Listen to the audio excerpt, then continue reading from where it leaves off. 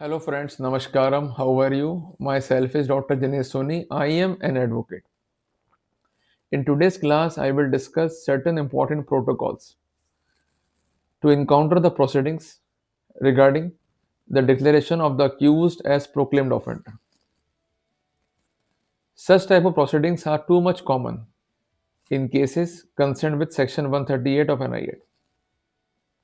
Whenever the proceedings of proclaimed offender has been occurred and you are suffered from the same, in that scenario, you may approach to Honorable High Court as per Section 5 to 8 of BNSS to seek remedy.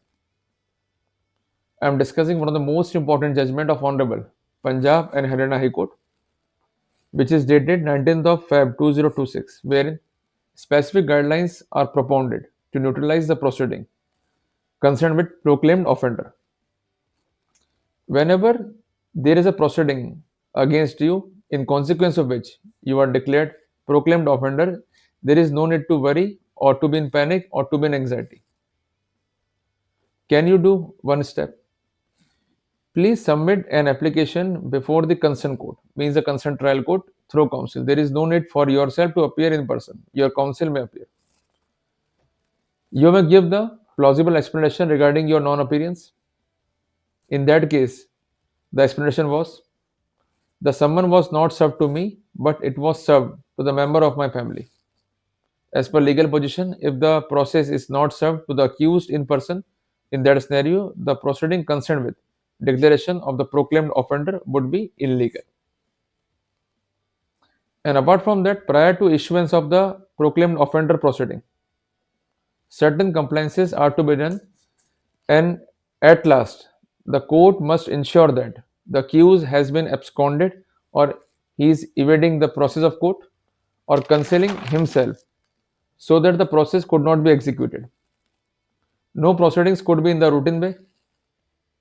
If there is no specific reasons, the order would be illegal and it is liable to be set aside. So, whenever we are going to examine the case of the proclaimed offender, we have to observe the specific guidelines given to us by Honorable High Court. Guideline number one, it says that prior to issuance of declaration of the proclaimed offender, there must be the issuance of non-bailable warrant is sine qua non. If there is no NBW in that scenario, the proceedings would be illegal or would be abuse of process. Number two, the satisfaction is to be recorded that the accused has absconded or he is concealing himself to evade the process. In addition to this, rule number 3 says 30 days clear notice has been given to the concerned accused, which is possible when the specifications are in the publication of the proclamation. If it is not followed in that scenario, the proceeding would be illegal. The publication must be done in the manner so specified and provided. The statement of the serving officer must be recorded to show that the accused has absconded or he is concealing himself to evade the process and he is acting deliberately. The court has to record the reasons with satisfaction. The proceeding should not be in limine, means in short. The requirements are mandatory. If the requirements are not followed, the proceedings are liable to be set aside and quashed. So, if you are having the same case, in that scenario, observe whether there is a due compliances or not. If there is no due compliance as per the protocol of CrPC or BNSS, we could have the benefit. And apart from that, I want to clarify you three important points at the last. First thing is that if there is a compromise between you and the complainant concerning a check case. In addition to this, proceedings of Section 174A of IPC is initiated in consequence of proceeding concerned with declaration of the proclaimed offender. In that scenario, you have to approach before Honorable High Court for the question.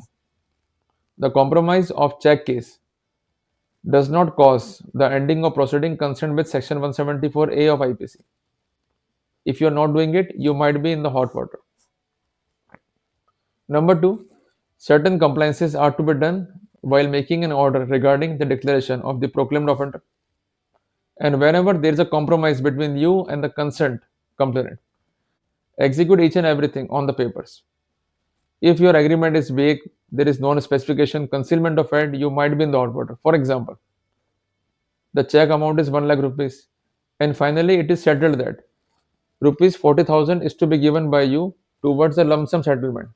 Please specify this fact, otherwise, you might be liable to pay the remaining 60,000. Because if things are specified, we could inter alia put the theory of estoppel on the complainant and he could not be allowed to divert from his own submissions. And in case he divert, we could inter alia pray to the Honorable Court regarding relief and to draw adverse inference against the complainant, and we could submit our plea regarding the further relief in the matter. So in this way, we could proceed without any anxiety or panic. So I've specified you the way to proceed in these cases. So if you are the victim of the said scenario, there is no need to worry. Just follow the path and you could have remedy as per law. See you in the next video. Till then, Jai Hind, Jai Bharat.